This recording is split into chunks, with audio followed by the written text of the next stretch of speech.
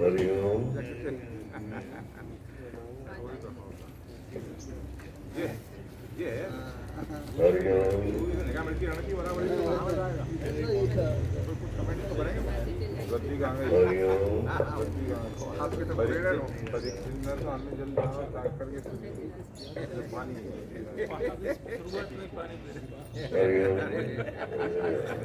परीक्षित की ताकत में बैठी थी ना, तब इसी बात है।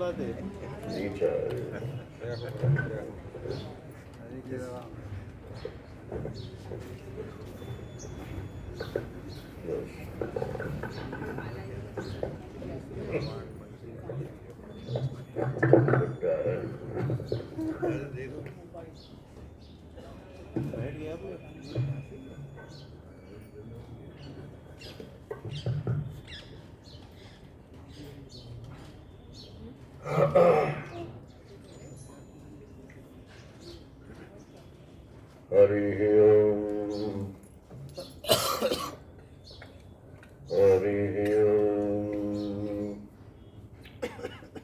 हरि ओम।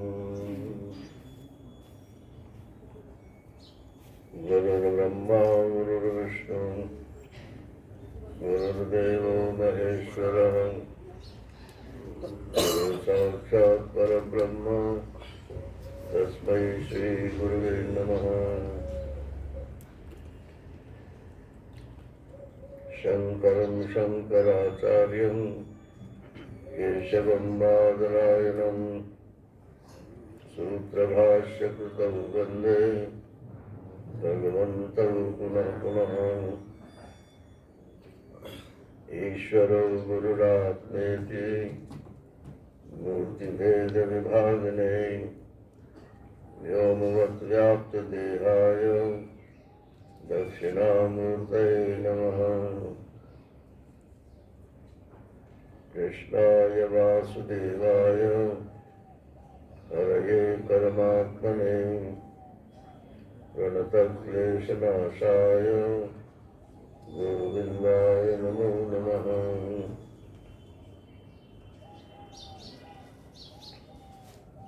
जन्माद्यस्य यतोऽन्वयादितरतश्चार्थेष्वभिज्ञस्वराट् तेने ब्रह्महृदायादिकवये मुह्यन्ति यत्सूरयो तेजो वारिमृदां यथा विनिमयो यत्र त्रिसर्गो मृषा धाम्ना स्वेन सदा निरस्तकुहकं सत्यं परं धीमहि।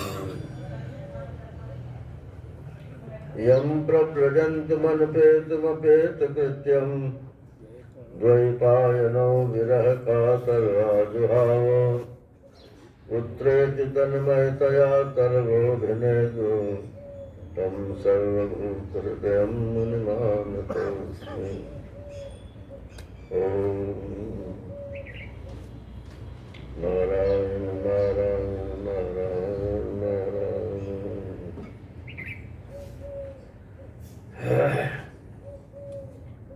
श्रीमद्भागवत महापुराण के एकादश स्कंद में ये 19वां अध्याय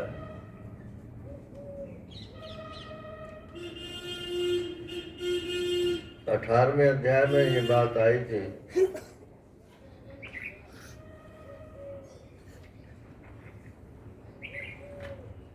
कि वर्णाश्रम धर्म में सन्यासियों के और वानप्रस्थियों के क्या धर्म।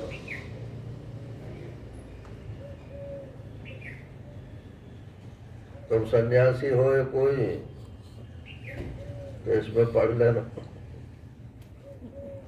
और जो वानप्रस्थ में जाना चाहे वो पढ़ लेना भाई।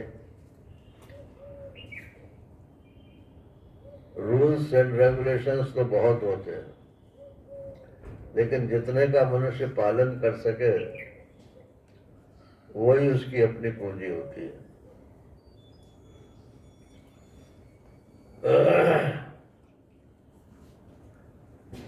तो वानप्रस्थ आश्रम का मतलब है तपस्या।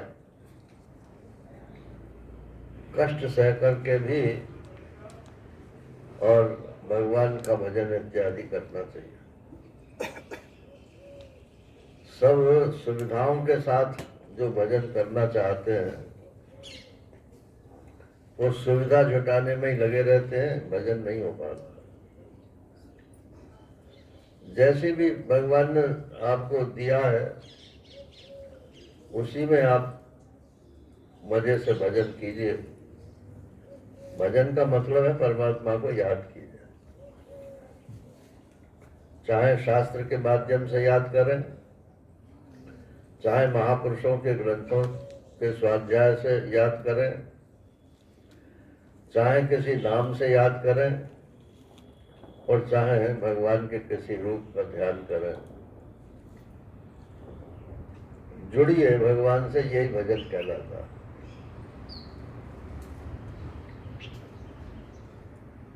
प्रेम जिससे होता है उसकी याद बार बार आती है।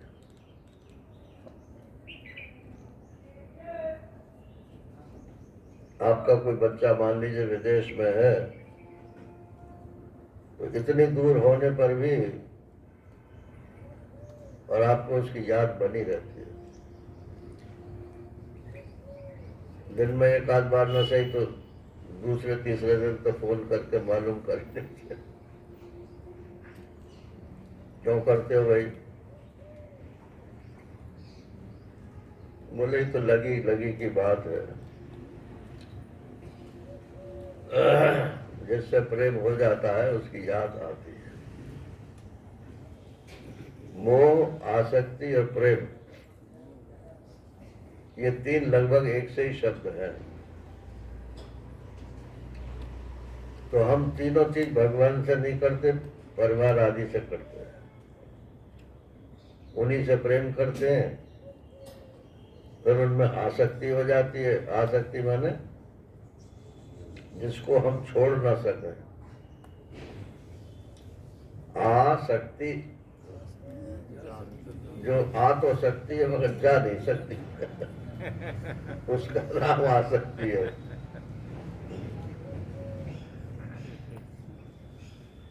तो प्रेम परिवार आदि से करते हैं तो वही आसक्ति हो जाती है। और जब आसक्ति हो जाती है तो इतना मोह हो जाता है, मोह माने उल्टी बुद्धि, कि मैं मर जाऊं भले ही मगर ये जिंदा रहे। अपनी कॉस्ट पे हम सब परिवार को पालते हैं। बहुत बढ़िया बात मानते हैं इसको आजकल, लेकिन ये मनुष्य जीवन बार बार नहीं मिलने वाला। 84 लाख योनि में कबाहू की करी करुणा नर से। कभी ये मनुष्य योनि प्राप्त हो जाती है तो इसका जो लाभ है अगर उसको प्राप्त नहीं किया और दूसरों में ही आसक्ति और मोह करते रहे तो मनुष्य जीवन का लाभ तो छूट गया। तो भजन माने होता है भगवान से ही प्रेम करें।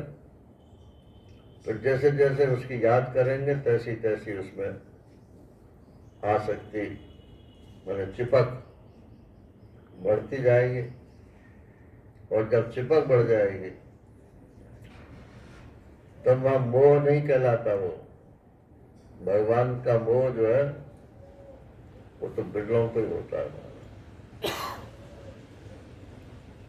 आसक्ति मोह में बदल जाती है, सारी दुनिया छूट जाती है। यही वो बात है जहां पर के डर लगता है लोग, अरे कहीं हमारी दुनिया न छूट जाए। दुनिया तो प्यारे छूटेगी, एक दिन छूटेगी जरूर। तो एक दिन तो है तजेंगे प्राणी, क्यों न तजई अब ही थे। जो चीज छूटनी है वो भले ही आज ही छूट जाए तो क्या बात, तैयारी रखो। एक महात्मा कहते थे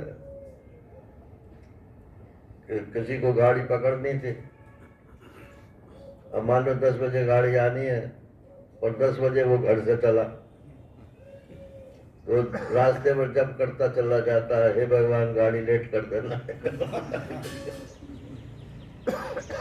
अगर गाड़ी तो 10 बजे आनी है तो 10 ही बजे आएगी, आपके प्रार्थना करने से तो लेट होगी नहीं। और जिसको ये है कि ठीक है हमारा होल्डोल तैयार है, आजकल तो होल्डोल कोई लेके जाता ही नहीं है, हमारी अटैची तैयार है, बैग तैयार है और इस प्लेटफॉर्म पर खड़े हैं, कब गाड़ी आवे हम चढ़ जाएंगे। तो ऐसे ये मृत्यु का भी है ना, तैयारी इतनी होनी चाहिए कि जब आवे तभी ठीक। लेकिन तैयारी कब होगी, जब हमें संसार से प्रीति कब होगी, वरना तो एक काम भी नहीं छोड़ सकते। मान लो 9:30 बजे से कथा है, अरे साहब क्या करें, वो 9:30 बजे फलाना काम आ गया। ठीक है काम आ गया तो उसे पोस्टपोन कर दो भाई, 15 ही दिन की तो बात है, और अब तो एक ही दिन की बात है। तो कथा छूट जाए लेकिन वो काम नहीं छूटना चाहिए। नारायण। तो अब कहते हैं यो विद्या श्रुत संपन्न आत्मवान न अनुमानिका माया मात्रमिदं ज्ञात्वा ज्ञानं च मयि सन्न्यसेत्।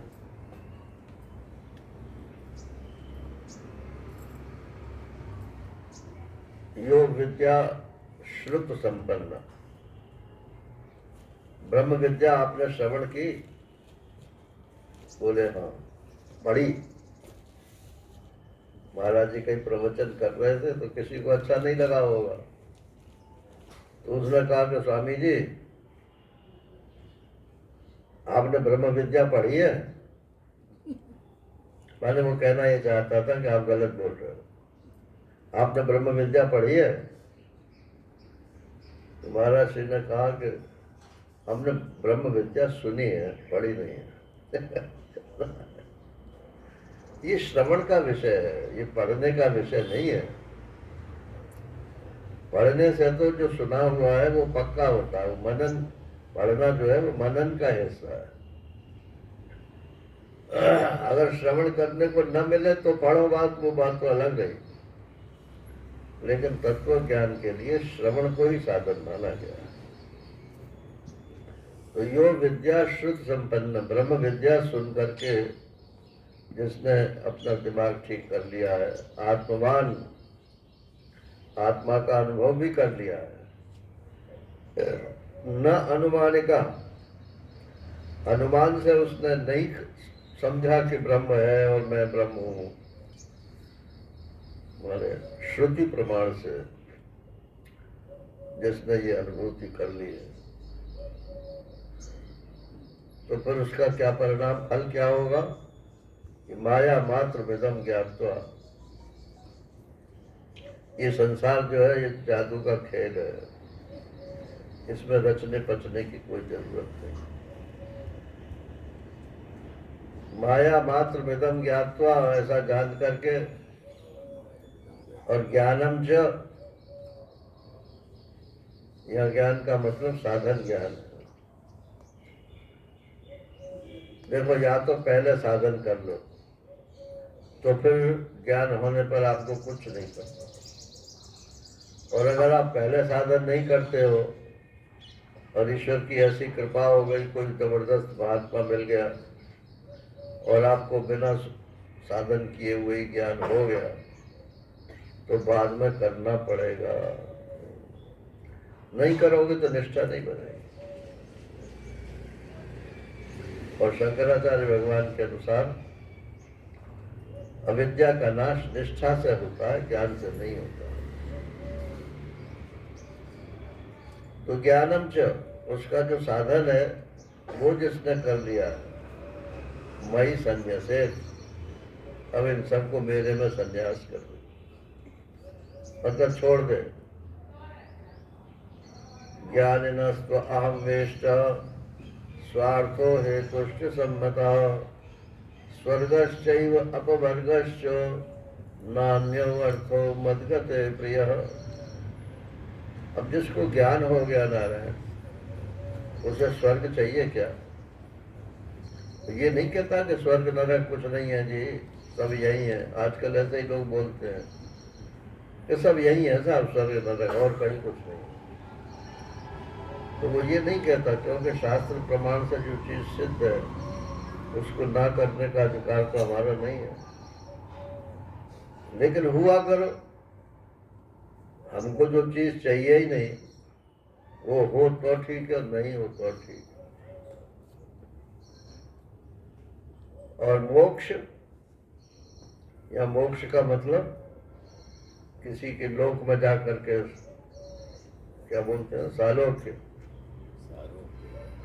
सालोक्य हो जाए हमारा, भगवान के रूप वाले हो जाए, सारूप्य, उनकी निकटता में चले जाए, द्वारपाल बन जाए, या सायुज्य, उनके शरीर के कोई अंग बन जाए। महाराज जी सुनाते थे कि रघुनाथ जी के मंदिर में एक माई रहती थी, तो काफी बुढ़ी थी, लेकिन भगवान वृंदावन की भक्ति तो जरा दूसरे ढंग की है ना। तो वो एक गाना जो के गाती थी कि हे भगवान, मुझे ऐसी शक्ति दो कि मैं आपकी कचौड़ी बन जाऊं। अब उसको या तो खुद अच्छी लगती होगी, या गुरु जी ने कहा होगा कि कचौड़ी का भोग लगा करो। तो बोले इतने दिन हो गए कचौड़ी का भोग लगाते हुए, मैं ही कचौड़ी बन जाऊं तो भगवान मेरा ही भोग लगा देंगे। अब ये क्या है कि भगवान भोग लगाएंगे तो उनके अंग बन जाएंगे ना, ये सायुज्य मोक्ष है ना। उनकी माला बन गए, उनके अंग बन गए, सगुण भगवान।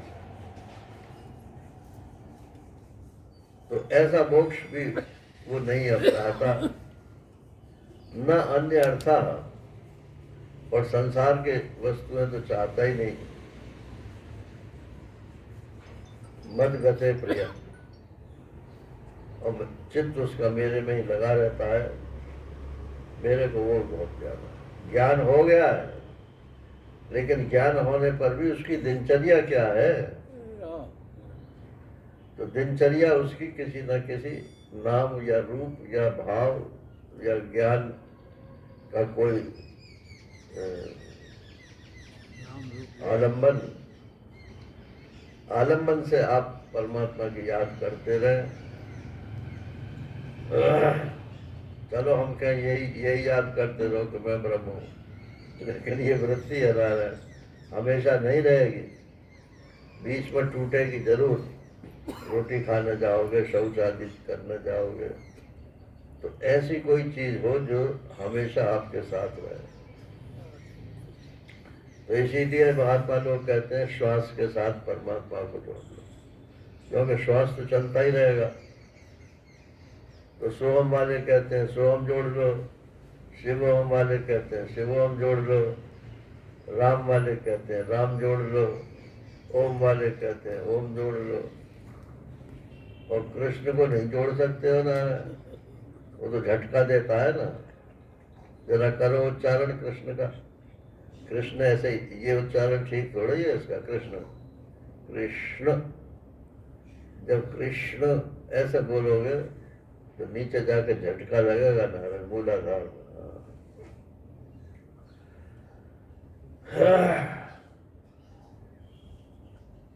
क्योंकि हम महाराज श्री की बात सुना रहा हूँ कि हम ऋषिकेश गए, तब तो घर में ही थे। तो वहाँ काली कमली वालों की धर्मशाला थी और तो कोई था नहीं वहाँ पर। आजकल तो सब शहर बस गया। तो काली कमली वालों के उसमें यहाँ गए, उन्होंने कहा, देखा कि सफेद कपड़ों में है, कोई घास नहीं डाली। बोले हमारे यहाँ इस समय जगह नहीं। अब मैंने सोचा कि मैं फिर आया क्यों, भगवान क्यों मुझे लाए यहाँ। तो मेरे मुंह से निकला श्री कृष्ण। अब वो जो मैनेजर था, अरे ये तो कोई भगवान का भक्त है। रुको महाराज रुको। उसने फिर कमरा दे दिया।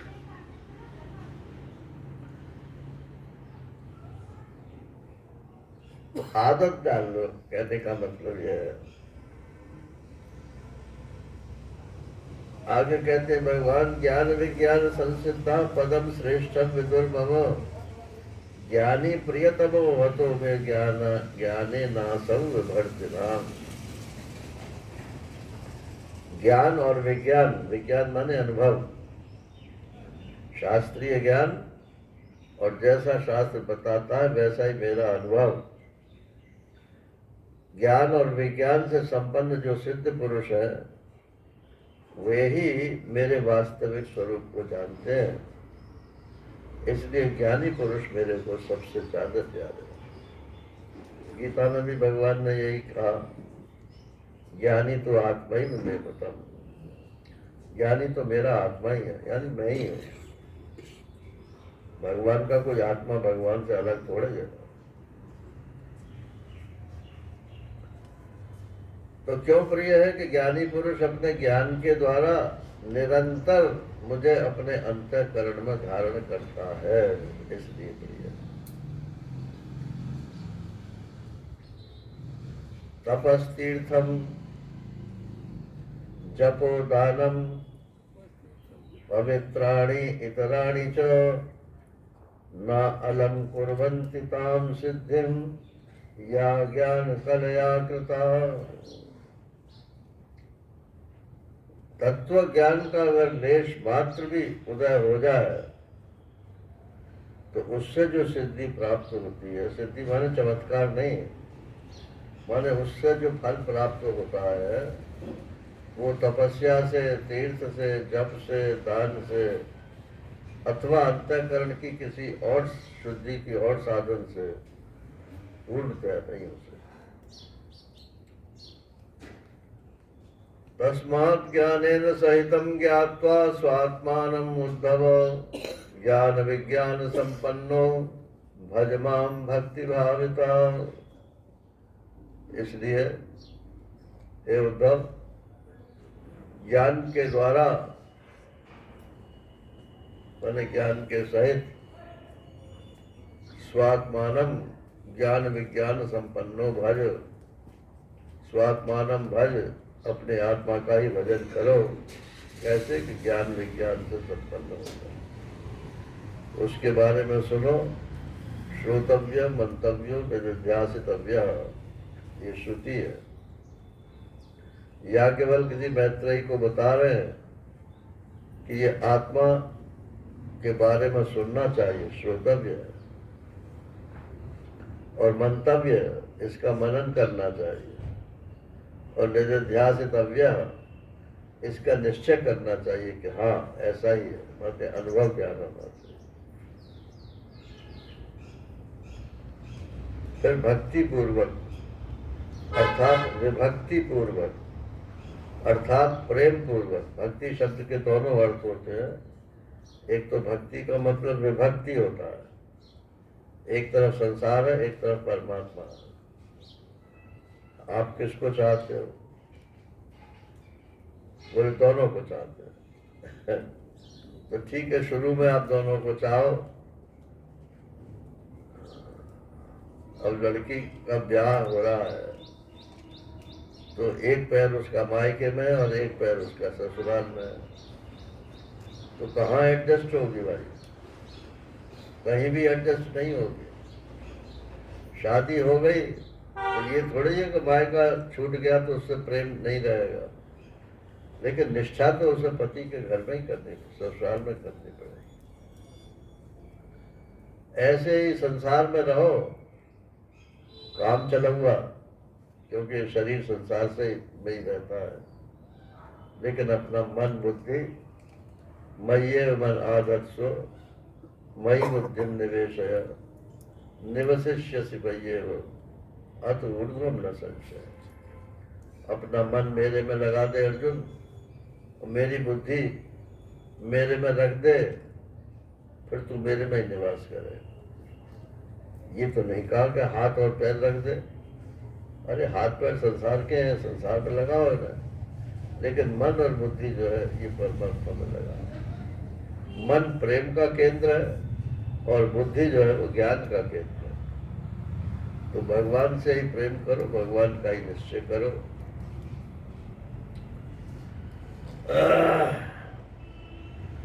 और उद्धव जी ने पूछा कि महाराज ये तो बात तो समझ में आ गई, लेकिन इसके लिए कुछ यम नियम, कुछ तो साधन बताओ, या केवल हवाई फायर ही करते रहे, कोई साधन तो करे। तो बोले देखो, साधन का मतलब दंड बैठक करना नहीं है। जैसा आपका उद्देश्य है उस उद्देश्य के अनुसार साधन है, तब तो वो साधन है।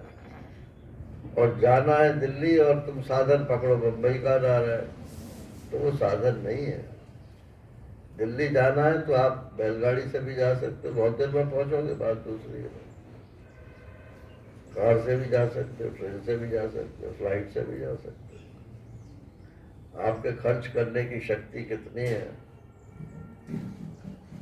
तो एक होता है पिपीली का मार्ग, चींटी का रास्ता, और एक होता है विहंगम मार्ग, पक्षी मार्ग। तो फ्लाइट जो है ये विहंगम है, और रेंग रेंग के चलना धरती पे ये पिपीली का मार्ग। तो जन्म लग जाते हैं, जन्मांतर लग जाते हैं नारायण, वो फिर भी नहीं पहुंच पाते, विघ्न बहुत है जमीन में।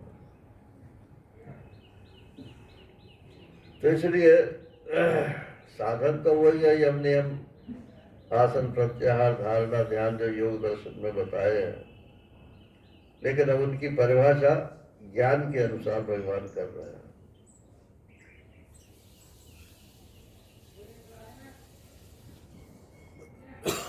बोले शम क्या है?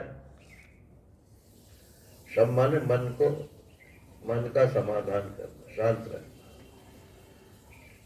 तो यहाँ शम का क्या मतलब है कि बुद्धि का मुझ में लग जाना शम है। अब ये नई परिभाषा ज्ञान के अनुसार, बुद्धि का मुझ में लग जाना शम है।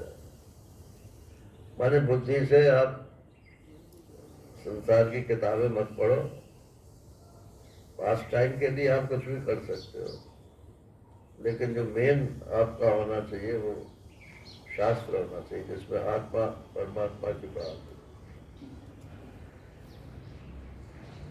और दम माने क्या है? बोले इंद्रियों को रोकना, तो वो तो यहाँ भी जरूरी है ना। इंद्रियों के संयम का नाम दम है। तितिक्षा क्या है? तितिक्षा सहन करने को बोलते हैं। तो क्या सहन करें? कि दुख आवे तो उसे सहन कर। अल्लाह मत बचाओगे, अरे अरे दुख आ गया, दुख आ गया, ठीक है आ गया तो आ ही गया, सहन तो करना ही पड़ेगा ना।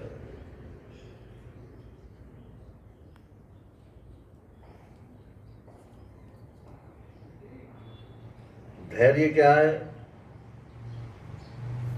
कि जब जीभ लपा के लेना कुछ खाने के लिए, तब ध्यान रखना रहा है। महाराज श्री का एक सूत्र है कि तुम्हें कुछ भी करने की, खाने की, पीने की इच्छा हो तो just postpone it for a few minutes. उस काम को आप 10 मिनट पीछे करो। हो सकता है वो 10 मिनट में आपका संकल्प भी खत्म हो जाए, और हो सकता है कोई विघ्न आ जाए, वो बात ही खत्म हो जाए। और 10 मिनट पीछे भी अगर वो रहेगा तो उसका जो फोर्स है आपको पकड़ने का, वो फोर्स नहीं रहेगा, सामान्य हो जाएगा। तो जिह्वा और जननेन्द्रिय, इन पर विजय प्राप्त करना, यही धैर्य है। और दान क्या है? आपके पास जो है सो दे दो। बोले कि ये ज्ञान की परिभाषा ये है कि किसी से भी द्रोह न करो। द्रोह माने द्वेष।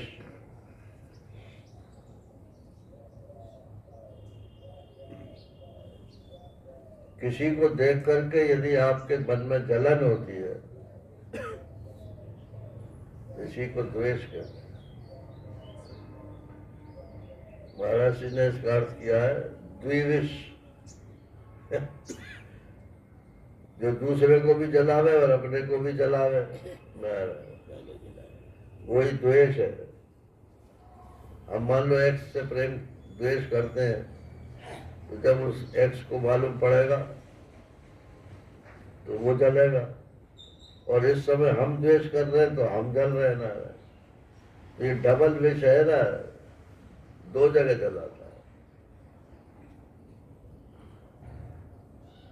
तब क्या है? बोले धूप में रहेंगे हम 1 घंटा। वो तो तुम विटामिन डी लेने के लिए धूप में रहोगे, डॉक्टर ने बता दिया है, इसलिए धूप का सेवन करोगे। बोले नहीं नहीं, हम तपस्या के लिए बैठेंगे धूप में। बोले ज्ञान में इसकी जरूरत नहीं है। अपने मन को मारो, कामना उठे तो उसको दबाओ, उसमें आपको बड़ा कष्ट होगा। उस कष्ट को यदि आपने सहन कर लिया तो वही आपकी तपस्या है। और उसको यदि पूरा करने में लग गए तो वो तपस्या नहीं है ना। वासनाओं पर विजय प्राप्त करना ही शूरता है, और सर्वत्र सत्य स्वरूप परमात्मा का दर्शन करना ही सत्य है।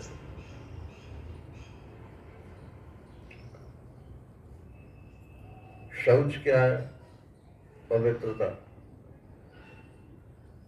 अब गीता में देख लेना, जहां भी शौच शब्द आया है वहां भाष्यकार ने भी और सब टीकाकारों ने भी शरीर की शुद्धि और मन की शुद्धि, यही शौच बताया। शौच माने पवित्रता होता है। तो आपका पेट साफ हुआ कि नहीं हुआ?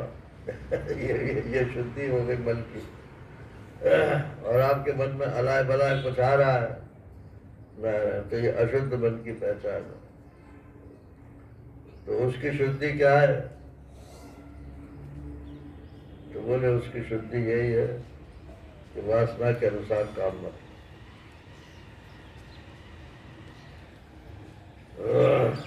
कर्मों में आसक्त ना होना ही शौच है। और बोले हम तो बाबा होना चाहते हैं। बोले आपके मुंह में घी शक्कर हो क्या दिखाओ? बोले अभी तो वो बात नहीं है। अरे बोले छोड़ो कपड़े लत्ते की बात, घर छोड़ने की बात अभी छोड़ो, अभी तो त्याग क्या है? कामनाओं का त्याग ही सच्चा संन्यास है। कपड़े भी बदल दिए, घर से बाहर भी चले गए, और फिर कामना भटका रही है नारायण। कुटिया में मन नहीं लगता तो आश्रम बनाओ, आश्रम के खर्चा नहीं चलता तो होटल बनाओ। और होटल बन गया तो उसकी व्यवस्था करो।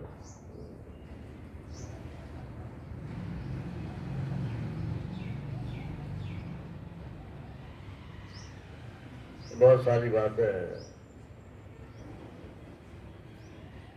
जो बंधन और मोक्ष का तत्व जानता है वही पंडित है। कल पूछ रहे ना पंडित तो उत्तर तो ठीक दिया पंडित जी ने। कि जो सत असत विवेकनी बुद्धि है, उस बुद्धि का नाम पढ़ना होता है, और वो बुद्धि जिसके पास है उसको पंडित बोलते हैं। तो प्रकारांतर से यही बात कह रहे हैं कि बंधन और मोक्ष, इनका जो वास्तविक स्वरूप जानता है वही पंडित है। शरीर आदि में मैं पना यही मूर्खता है। सत्वगुण की वृद्धि ही स्वर्ग है और तमोगुण की वृद्धि नरक है। तो सब कुछ नारायण, ये तो ज्ञान परक सारी साधन हो गया ना। जिसके चित्त में असंतोष है, अभाव है, वही सबसे बड़ा दरिद्री है।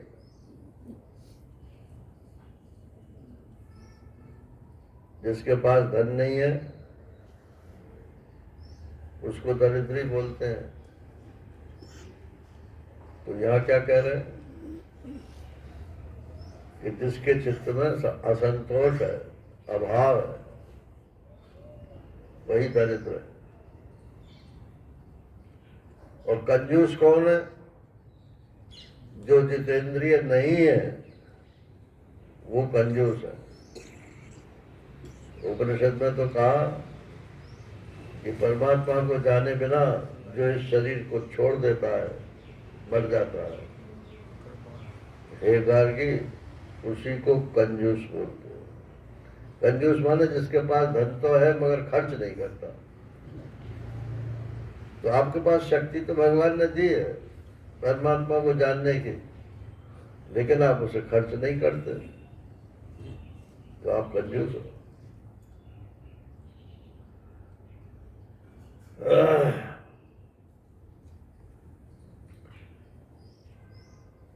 वही स्वतंत्र है, वही समर्थ है, और उसी का नाम ईश्वर है, जिसकी चित्तवृत्ति विषयों में आसक्त नहीं होती। नारायण, इस तरीके से यदि कोई करेगा तो तत्व ज्ञान होने में कोई ज्यादा परेशानी नहीं है।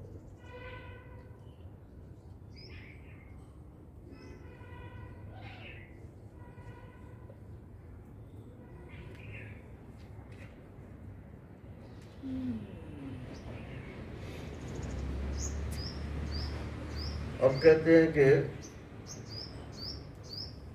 वेद में, उद्धव जी पूछ रहे हैं कि वेद में तो भेद का भी वर्णन है और अभेद का भी वर्णन है, तो कैसे निश्चय करें कि वेद का क्या सिद्धांत है?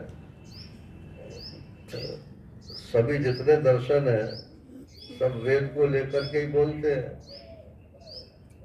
अद्वैतवादी भी वेद को प्रमाण मानते हैं, द्वैतवादी भी वेद को प्रमाण मानते हैं, लेकिन व्याख्या सब अपने अपने ढंग से अलग अलग कर लेते हैं।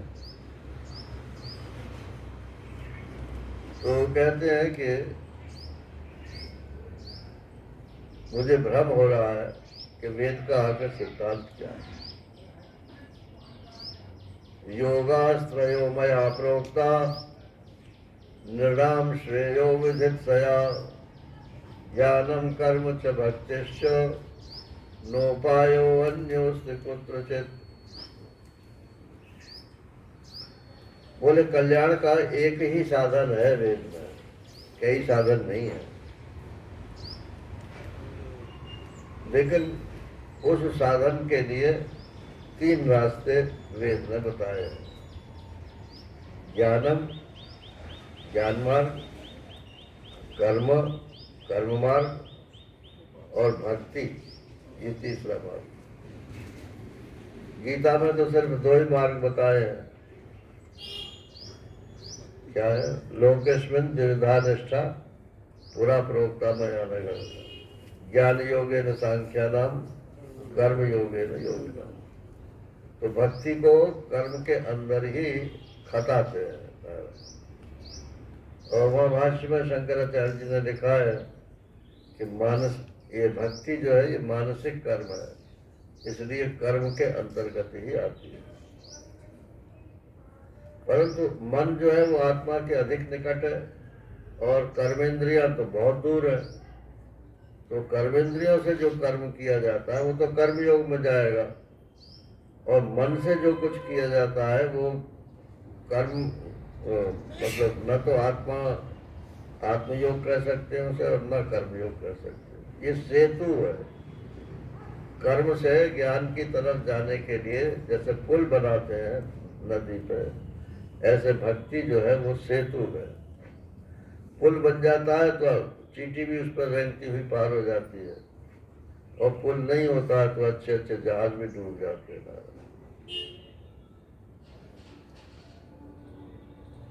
तो भागवत में 3 रास्ते बताए, गीता में 2 ही रास्ते बताए।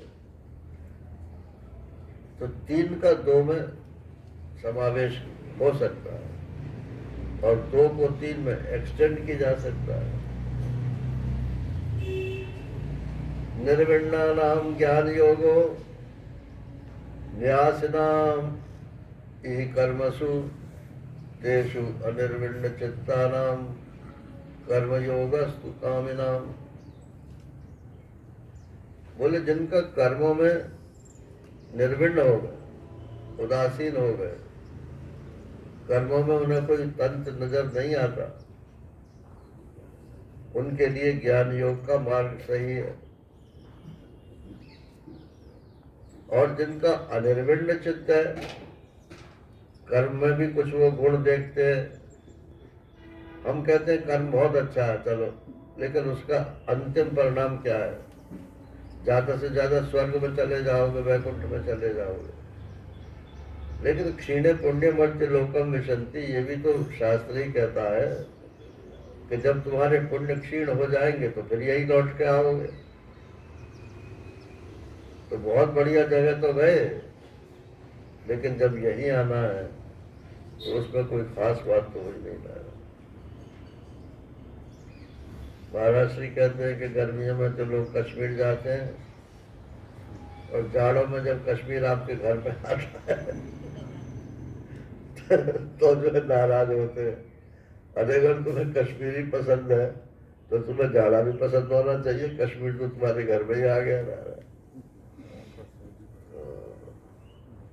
और गर्मी सहो, ये केवल भारतवर्ष ऐसा है जहां पर हर मौसम 6 ऋतुएं जो है भारतवर्ष में है, और बाकी जो कॉन्टिनेंट्स हैं उनमें 6 ऋतुएं नहीं है।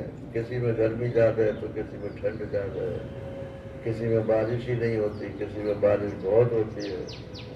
यहाँ सब बैलेंस्ड स्टेट में।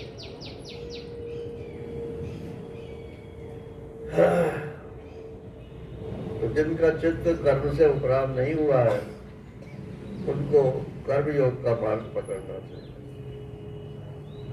और यदृच्छया मत कथादव जात श्रद्धस्तु यह अपमान न निर्विण्णो नातिशक्तो भक्ति योगो से सिद्धिता।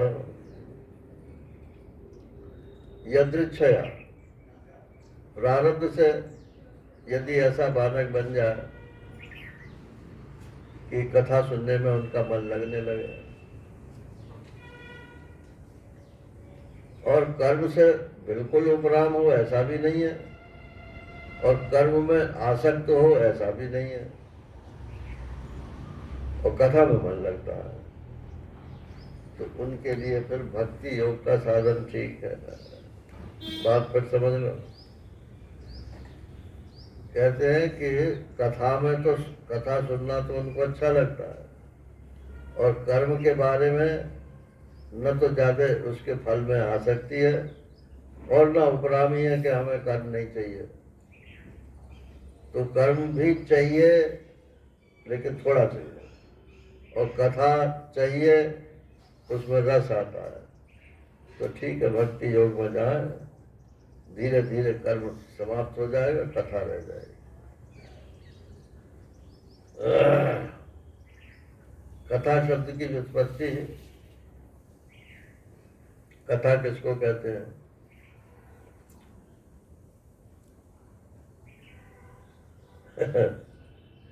पहले एक हंसी की बात सुना दो। तो कथा कैसे लिखोगे भाई, बताओ जरा। क और था, आ की मात्रा, क था। और था क्या चीज है ये? ता था दा था न, तो ता और हा मिल जाते हैं तब था बन जाता है नारायण। तो कथा क्या हुआ? क त हा कथा। अब हा को जो है ता से पहले रख दो, तो क्या हो गया? क ह ता। और क और हा मिल जाएंगे तो क्या हो जाएगा? ख। तो कथा का हो जाएगा खता। खता उर्दू में खता बोलते हैं। मिस्टेक। यह हंसी के लिए मैंने सुनाया। वो महाराष्ट्री तो ब्रह्म शब्द का भी ऐसे ही अर्थ करते हैं ना, कि ब्रह्म शब्द क्या है? ब र ह म। अब हा को रा से पहले रख दो, तो बा और हा मिलके हो जाएगा भ। तो ब्रह्म का हो जाएगा भ्रम, भ्रम। या तो आप ब्रह्म को जानो, नहीं तो भ्रम हो जाएगा ना। लेकिन कथा का मतलब है,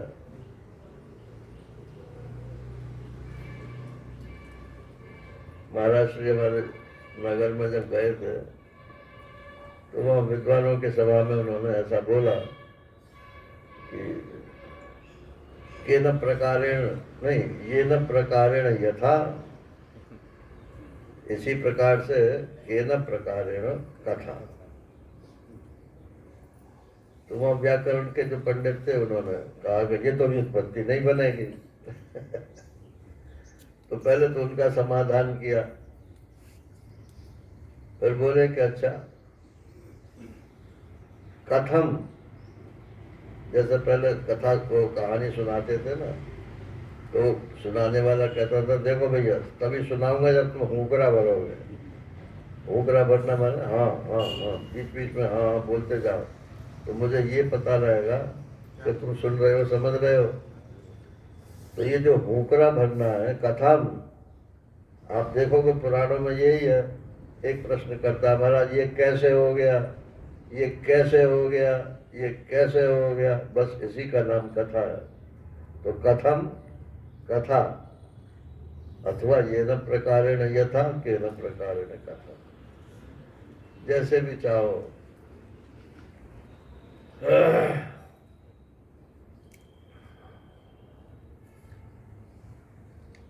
तो ये तीन तीन रास्ते इन्होंने अपने ढंग से बताए। तावत कर्माणि कुर्वी तो न निर्विद्येत यावता मत कथा श्रवणादवा श्रद्धा यावन न जायते। कर्म कब तक करें इसकी अवधि बता रहे हैं। कल मैं किसी से कह भी रहा था कि कर्म करना कोई बुरी बात नहीं है, लेकिन ये कर्म जो है सिर पर सवार हो गया है। जब से होश आता है और जब तक होश रहता है नारायण, सिवाय कर्म के कुछ सूझता ही नहीं है। तो आपको अपनी अवधि बनानी चाहिए कि हमें जो कर्म कर रहे हैं ये कब तक करना है। अरे सरकार भी अवधि बना देती है कि 60 साल पर रिटायर हो जाओगे। अगर 60 साल के बाद आप कर दो जी 1 घंटा और रहने दो, बोले तो नहीं हम फीस नहीं लेंगे, फिर भी करते रहेंगे कि नहीं जी उठो यहाँ से, दूसरा आदमी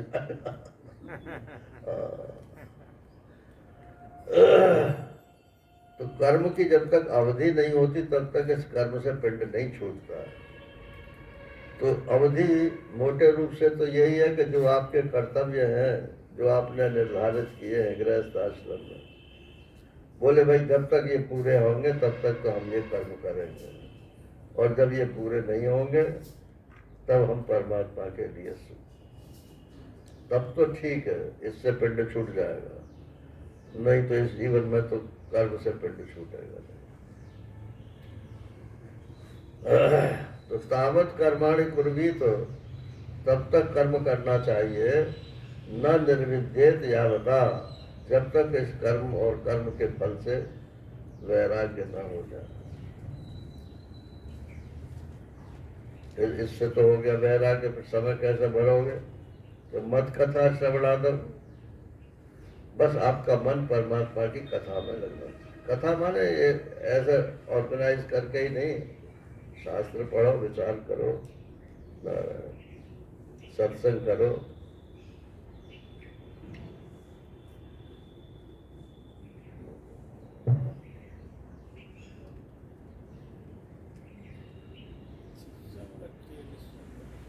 एक ये श्लोक बहुत प्रसिद्ध है, इसका अनुवाद गोस्वामी जी ने अपने रामायण में उत्तरकांड में किया।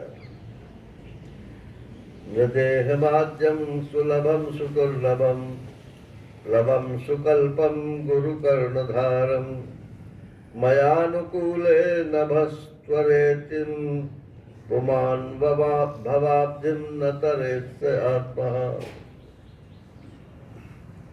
ये मनुष्य शरीर जो है ये सुलभम सुदुर्लभम है, तो दुर्लभ, लेकिन भगवान ने सुलभ कर दिया, बना दिया, हमको मनुष्य बना दिया। अच्छे माँ बाप दे दिए, अच्छी सोसाइटी दे दी, ना सब बात तो अच्छी अच्छी कर दी, जो आप नहीं कर सकते थे भगवान ने पहले ही कर दी। प्लवम सुकल्पम गुरु कर्म धारणम, ये नौका है संसार सागर को पार करने के लिए। और इसका खेवैया कौन है? इस सदगुरु, इस खेवैया है इस नाव का। और पहले तो नारायण वो वैसी नाव चलती थी ना बंगाल में, तो खास तौर से पाल वाली,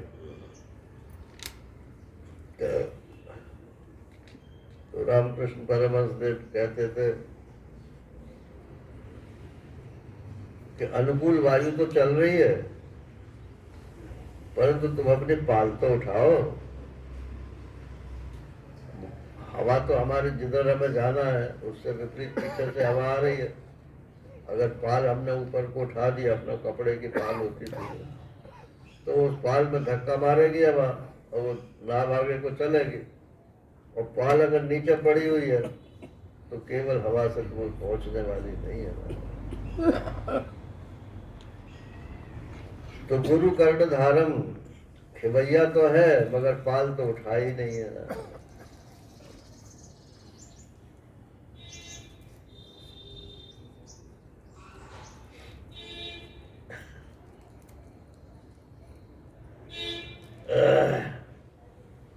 मथुरा में चौबे थे,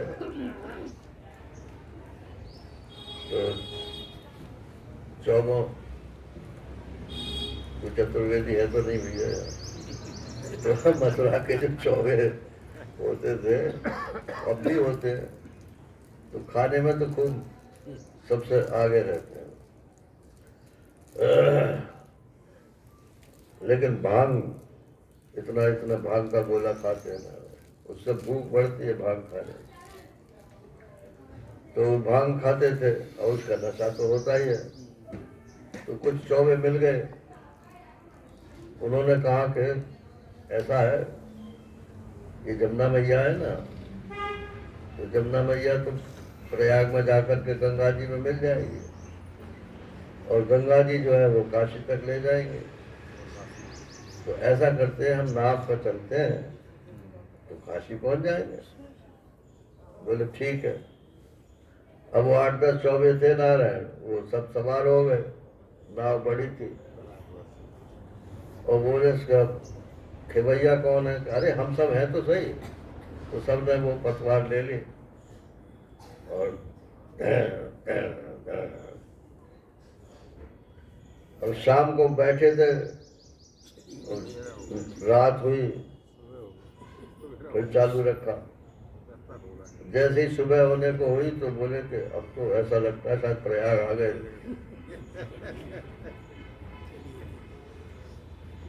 देखा तो घाट पे लोग स्नान करने आए थे, उनकी पत्नी भी आई थी। अरे बोले तू यहाँ कहाँ से आ गई? हम तो इस बोट पे आए, तू कैसे आई? तो बोले ज्यादा खा गए क्या? ये तो विश्राम घाट है, मथुरा का विश्राम घाट है, कहाँ से आया ये प्रयागराज? अरे बोले रात भर तो हमने नाव खेई है, वहीं की वहीं है, देखो भाई क्या गलती हुई। तो गलती क्या हुई, उसका लंगर तो खोला ही नहीं था। तो जब लंगर नहीं खोला और फिर नाव खेते चले जाओ तो कहीं नहीं पहुंचेगी।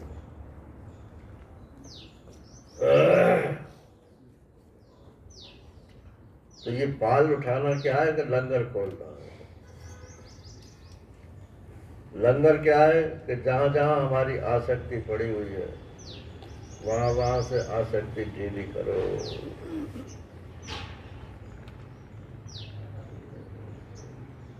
मेरे जरा शब्दों पे ध्यान देना, आसक्ति तोड़ने की बात नहीं कह रहा हूं, ढीली करो, ढीली।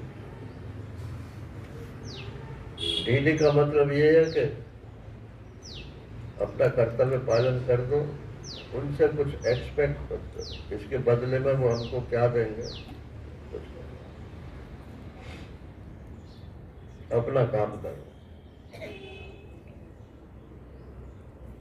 तो ये नाव भी मिल गई, गुरु जी भी मिल गए, कर्णधार भी मिल गए, और मयानुकूल हवा भी आपके अनुकूल चल रही है। लेकिन फिर भी यदि आदमी इस संसार सागर से पार नहीं होता है तो वो तो आत्महत्यारा है। जो न तरे भवसागर नर समाज अस पाए, सो कृत निंदक मंदमति आत्मा हन गति जाए। वो आत्महत्यारा। तो आत्मा की तो हत्या हो नहीं सकती है, तो आत्महत्यारा कैसे है? अरे कि हत्या ही हो गई उसकी। जो ब्रह्म को प्राप्त कर सकता था जब वो नहीं प्राप्त किया तो हत्या ही के बराबर है।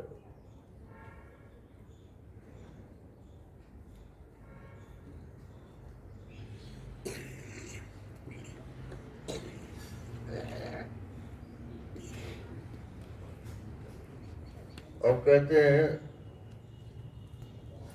कि चलो हमने सब छोड़ दिया और मान लो कि सन्यासी भी हो गए। जरूरी नहीं है, मगर मैं कह रहा हूं कि मान लो कि सन्यासी भी हो, माने हम पूरे के पूरे परमात्मा के प्रति समर्पित हो गए। लेकिन कभी कभी ऐसा होता है कि गड़बड़ कर्म हो जाते हैं, उसका परिणाम तो भुगतना पड़ता है। क्यों?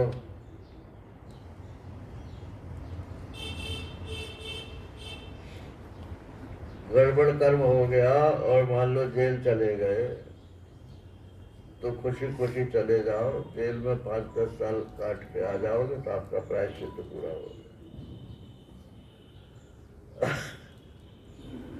और आजन्म कारावास हो जाए तो क्या करोगे?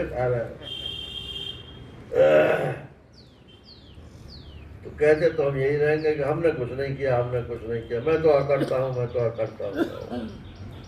और भोग रहे भोग रहे भोग रहे। तो बोले अपने को ब्रह्म से नीचे मत गिराना, यही उसका प्रायश्चित है। अरविंद घोष जो थे वो कोई ब्रह्मज्ञानी तो थे नहीं, वो तो योगी थे, और उस समय कांग्रेस में भी थे, जो गरम दल पार्टी थी उसमें थे। तो अलीपुर बॉम्ब केस में उनको सजा हुई थी। हालांकि उन्होंने बॉम्ब फेंका नहीं था, लेकिन उसमें वो शामिल थे, तो उनको सजा हुई थी। तो नागपुर जेल में बंद थे। अब इन्होंने मन ही मन, ये मतलब वैसे कृष्ण भक्त थे, तो मन ही मन इन्होंने ये संकल्प किया, ये नहीं कहा कि मेरे को ये छुड़ा दो, ये कहा कि जब ये मेरी सजा पूरी हो जाएगी तब फिर मैं श्री कृष्ण के प्रति ही समर्पित रहूंगा।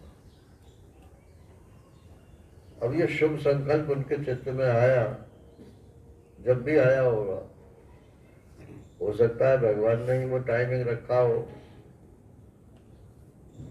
तो उन्होंने देखा कि जो संतरी बाहर घूम रहा है जेल के बाहर, वो संतरी नहीं है, वो श्री कृष्ण ही है।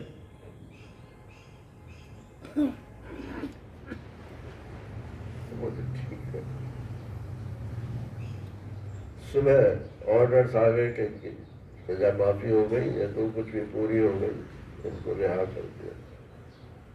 तो जेल से मान लो सुबह को ऑर्डर आवे तो सुबह ही रिहा नहीं होते, बहुत सारी कार्रवाई पूरी करनी पड़ती है।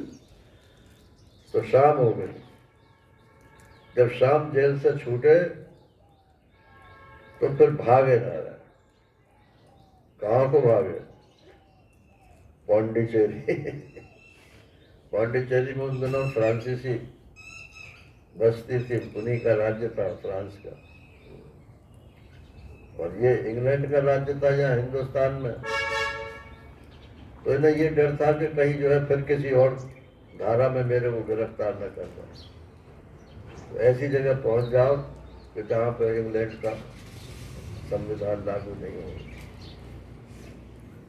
तो पौंडीचेरी पहुंच गया, और फिर वो टाइम और अंत तक वो वहीं रहे, और कितना बड़ा उन्होंने भगवान का कार्य किया। तो कांग्रेसियों ने बहुत चिट्ठियां लिखी कि आपको तो कांग्रेस में आना चाहिए लौट करके, और ये वो चिट्ठियां छपी हुई हैं। तो उसका जवाब में उन्होंने ये लिखा कि जो अरविंद के नाम जो आपसे पत्र भेज रहे हैं वो तो कब का मर चुका है।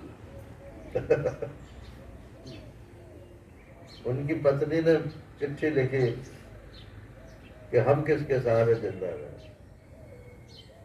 बोले जिसके सहारे मैं जिंदा रह रहा हूं उसी के सहारे तुम जिंदा। कोई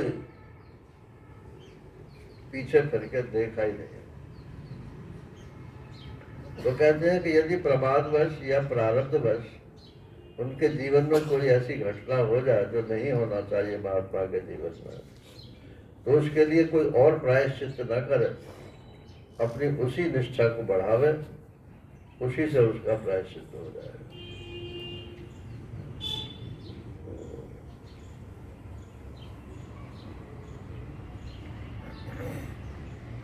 जो मेरा एकांत भक्त है, माने सिर्फ मेरे को ही मानता है और किसी मेरे को मतलब श्री कृष्ण से मतलब नहीं है, जो जिसको हम लोग ईश्वर बोलते हैं, सब उस ईश्वर के अलावा और किसी को वो स्वीकार नहीं करता। जिसने आत्मा परमात्मा की एकता को जान लिया है, उसका किसी भी पाप पुण्य से कोई संबंध नहीं होता।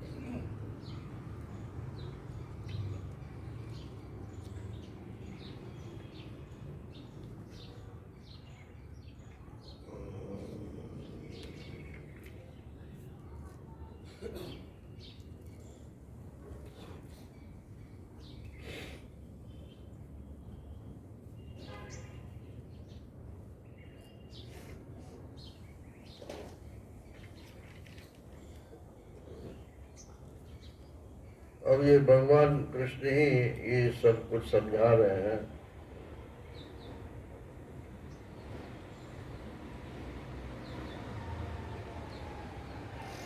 पृथ्वी, जल, अग्नि, वायु, आकाश, ये पंचभूत ब्रह्मा से लेकर और पर्वत और वृक्ष पर्यंत सभी प्राणियों के शरीर में है। तो शरीर की दृष्टि से सब एक से ही है। फिर भी वेदों ने वर्णाश्रम धर्म अलग अलग इसलिए बनाए कि मनुष्य अपनी वासनाओं का नियंत्रण कर सके। देश, काल, फल, निमित्त, अधिकारी, वस्तु इत्यादि,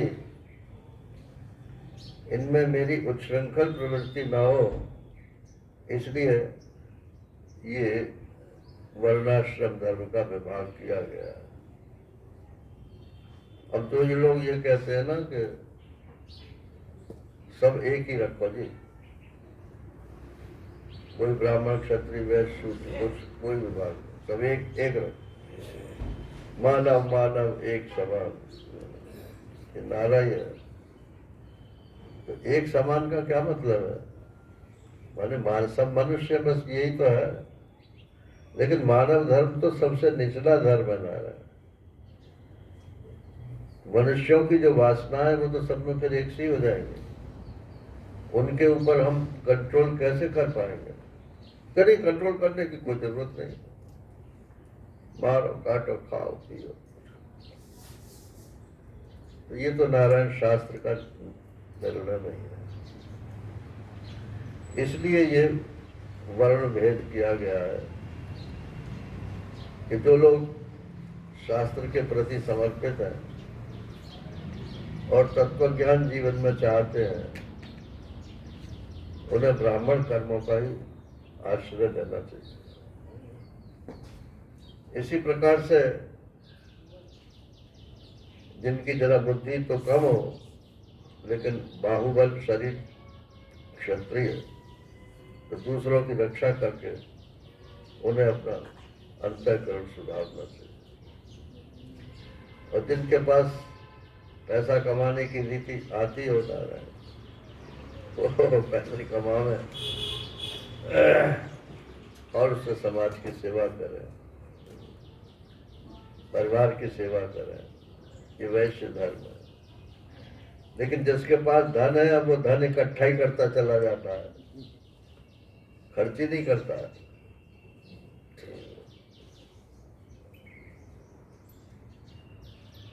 बपौती किसी की किसी में नहीं है,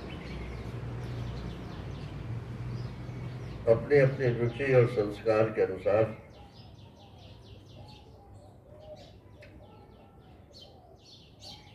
गुरुमुख से सुनकर भली भांत हृदयंगम कर लेने से मंत्र की और समर्पित कर देने से कर्म की शुद्धि हो जाती है। देश काल पदार्थ कर्ता मंत्र कर्म सबको भगवान के सुपुर्द करते चलो। यतो यतो निवर्तेतो विमुच्येतो ततस्ततः एष धर्मो नृणां क्षेम शोकमोह भयावह। ये भी प्रसिद्ध श्लोक है। जिन जिन दोष और गुणों से मनुष्य का चित्त उपरत हो जाता है, जिनसे वैराग्य हो गया समझो उससे छुट्टी हो गई।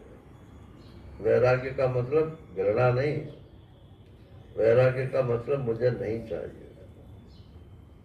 अरे बहुत सुख की चीज है, हाँ होगा,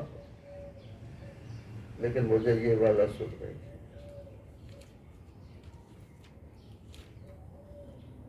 मनुष्यों के लिए ये निवृत्ति रूप जो धर्म है यही कल्याण का साधन है, क्योंकि इसी से शोक मोह और भय मिटता है।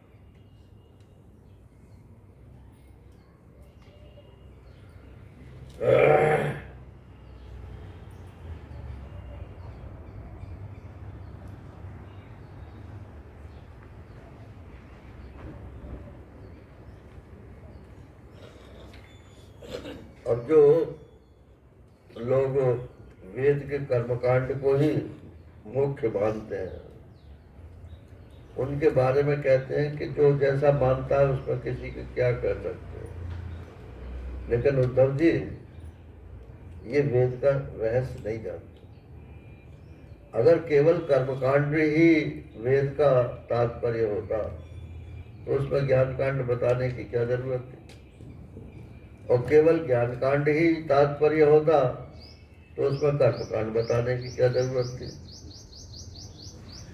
तो वेद में तो कर्मकांड और ज्ञान कांड दोनों है, और ज्ञान और कर्म के बीच में उपासना कांड भी है।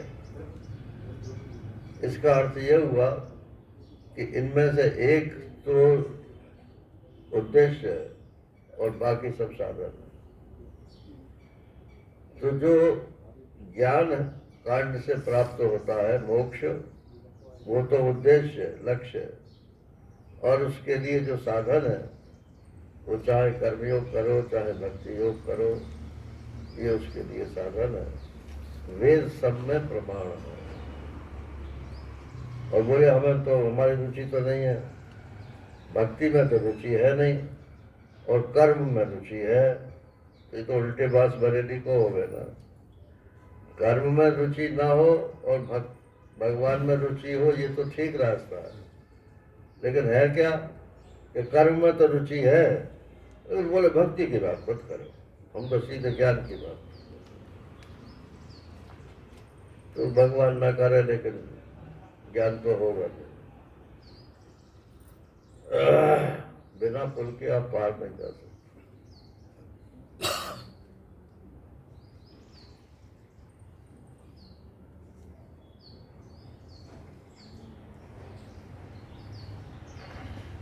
इसके बाद कितने, उन्होंने पूछा कि तत्व कितने हैं, तो सांख्य योग के हिसाब से बताया कि भाई 24 जड़ तत्व है और एक चेतन तत्व है, 25 तत्व है। और दर्शन कोई 26 मानते, जैसे योग दर्शन है वो ईश्वर को भी एक तत्व मानता है, उनके यहाँ 26 है। कोई 27 मानते हैं, कोई 30 मानते हैं, कोई 31 मानते हैं। ये शैव दर्शन जो है, कश्मीरी शैव दर्शन, ये 31 मानते हैं नारायण। तो इन्हीं 24 में से कुछ कुछ हिस्से निकाल करके संख्या बढ़ाते जाते हैं। संख्या बढ़ने से तत्व नहीं बढ़ते हैं, सिर्फ वो साधन में है, सुविधा हो जाती है, इतना ही है।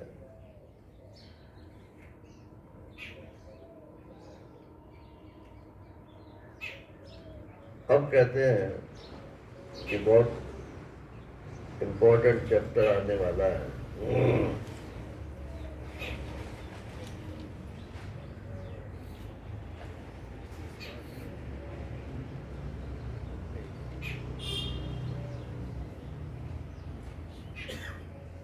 आत्मा का विषयानुभव रूप संसार, ये सत्य है कि असत्य है? बता। ये संसार जो विषय के रूप में हम देख रहे हैं, ये सत्य है कि असत्य है?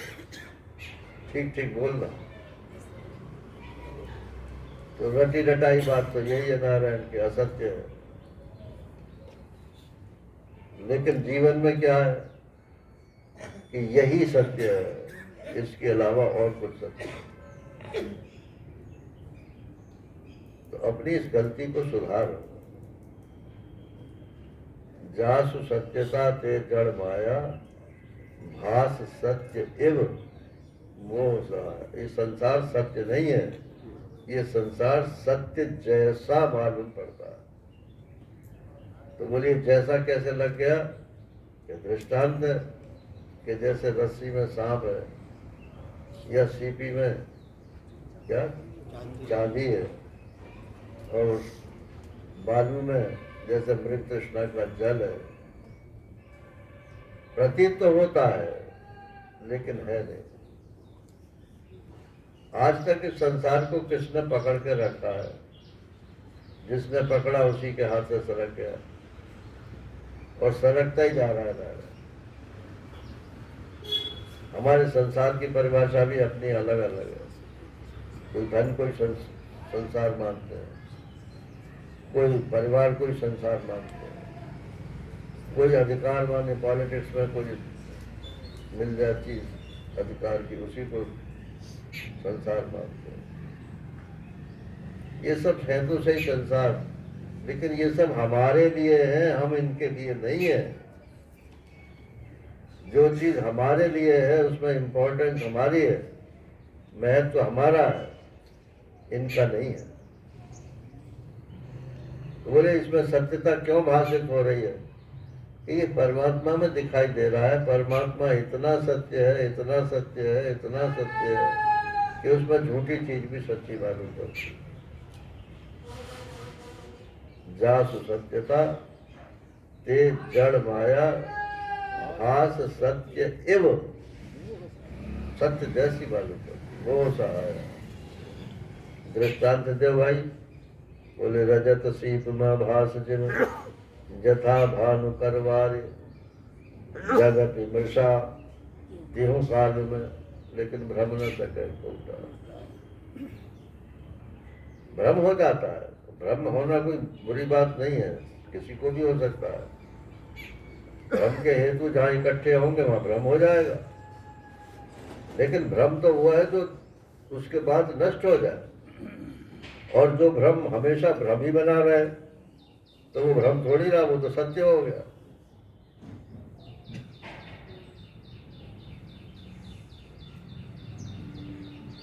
देखो धन तो जड़ है, ये तो सब जानते हैं, भले ही उसकी कीमत बहुत सही, लेकिन है तो जड़ ना। नोट तो आपसे कुछ नहीं कहता, सोना तो आपसे कुछ नहीं कहता, आप ही उसको छाती से लगाए घूमते हो रहे। वो इसमें ययाति का आता है ना, जब उर्वशी चली गई तो वो गंधर्वों से उसने कहा उर्वशी से कि आ जाओ तुम फिर मेरे पास। बोले मैं तो गंधर्वों के पास हूँ, उनसे कहो तो मैं आ जाऊंगी। तो गंधर्वों से उसने प्रार्थना की तो उन्होंने एक थोड़ी की मूर्ति सी दे दी उसे। अब वो इतना पागल हो रहा था कि उस मूर्ति को समझा कि बस यही उर्वशी है, तो छाती से लगाए लगाए और छाती से लगाए लगाए उसकी मृत्यु हो गई। कोई पत्नी को भगवान मानता है, कोई पति को भगवान मानता है, इनके बिना हम जिंदा नहीं रह सकते। अरे आत्मनस्तु कामाय सर्वम प्रियम भवति, सब अपने लिए प्रिय होते हैं, हम किसी दूसरे के लिए प्रिय नहीं होते हैं। पति पत्नी को अपने लिए सुख कर चाहता है और पत्नी पति को अपने लिए सुख कर चाहती है।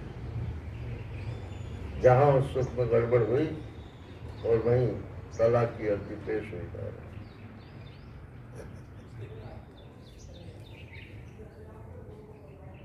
और बच्चों का तो आजकल कोई भरोसा ही नहीं है। कानून बनाना पड़ा, बताइए हद हो गई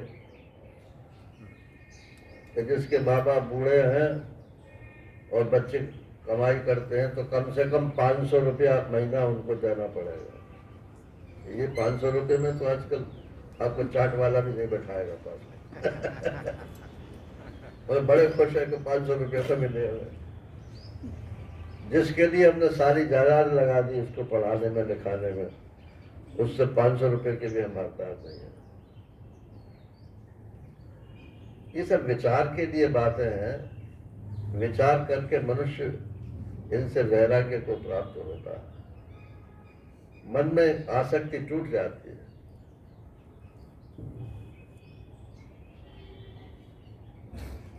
तो ये सत्य नहीं है, लेकिन सत्य जैसे मालूम पड़ते हैं। विषयों के सत्य न होने पर भी जीव विषयों का ही चिंतन करता रहता है। उसका ये जन्म मृत्यु रूप संसार चक्र कभी निवृत्त नहीं होता। जैसे स्वप्न में जो कुछ भी देखा जाता है वो तब तक चलता रहेगा जब तक सपना होगा।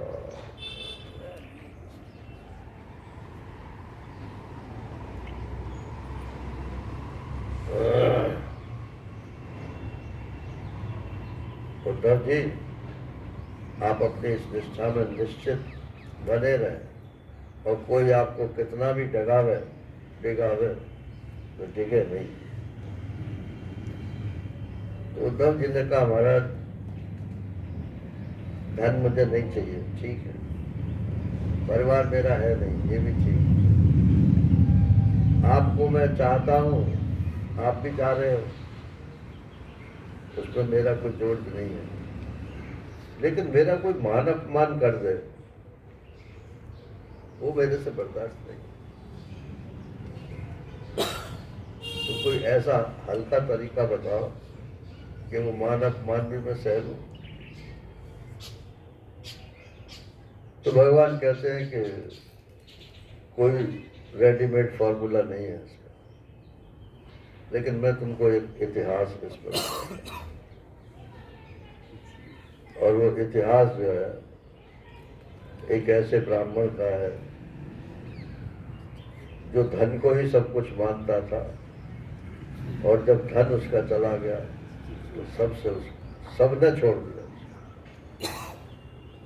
क्योंकि वो किसी के ऊपर धन खर्च ही नहीं करता था। तो घर वाले भी सब नाराज थे, कोई यज्ञ नहीं किया, देवता भी नाराज थे, झूठ बोलता था तो संसार गवर्नमेंट को टैक्स भी नहीं देता था, सरकार भी मौका देख रही थी कि कब इस पर रेड करें। चोर डाकू भी तैयार थे कि इसने बहुत इकट्ठा कर लिया है तो कब इसके घर में चोरी डाकू करे। आखिर हुआ भी यही, वो किसी प्रकार से धन नष्ट हो गया। अब जब धन नष्ट हो गया तो वो तो पागल हो गया। लेकिन पागल क्या हुआ, उसको तो बस संजीवनी मिल गई, अमृत मिल गया। अब वो किस प्रकार से सोचता है, ये इसको भिक्षु गीत बोलते हैं। ये इस स्कंद का खास है। चूंकि 11 बज रहे हैं तो ये होगा तो नहीं इस समय, तो शाम को इस भिक्षु गीत को मैं आपको सुनाऊंगा।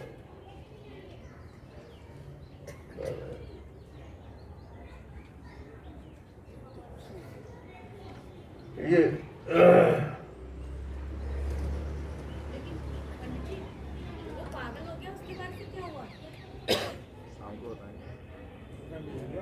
मनुष्य की तीन योनि, चौथी तो ये है ही जस्ट, लेकिन 3 योनि और है। एक तो है नारायण बकरे की, बकरा, और एक है कुत्ते की,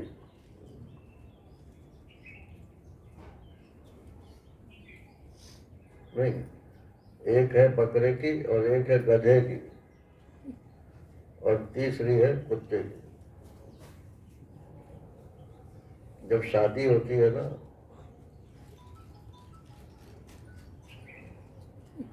तो खूब खिलाई होती है घर में नारायण। आज ये पकवान बन रहा है, आज ये चीज बन रही है, आज ये चीज बन रही है। मुफ्त में खिलाई होती है क्या? रात को सब खिलाई निकल जाती है।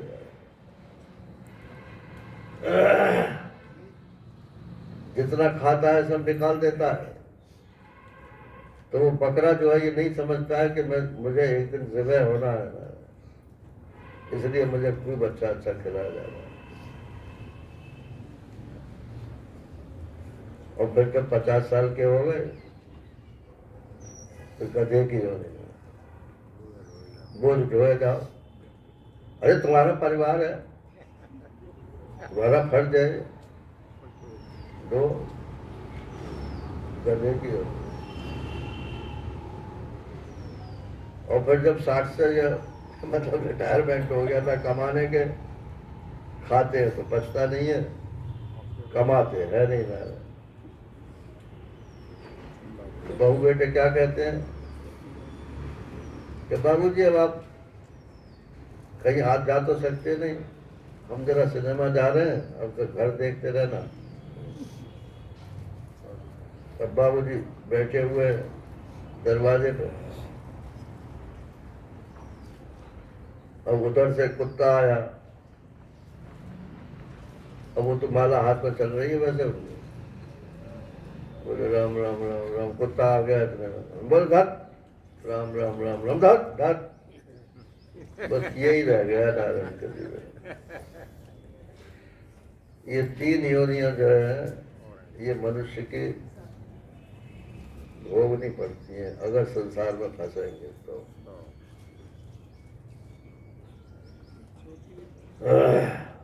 और यदि विचार के मार्ग पर चलेंगे तो फिर तो नारायण आनंद ही। अब शेष चर्चा शाम को करेंगे। इस समय का समय पूरा हो। हरि ओम पूर्णमदः पूर्णमिदं पूर्णात् पूर्णमुदच्यते पूर्णस्य पूर्णमादाय पूर्णमेवावशिष्यते। ओम शांति शांति शांति। हरि ओम श्री गुरुभ्यो नमः। हरि ओम। इच्छू गीत सुनो भाई।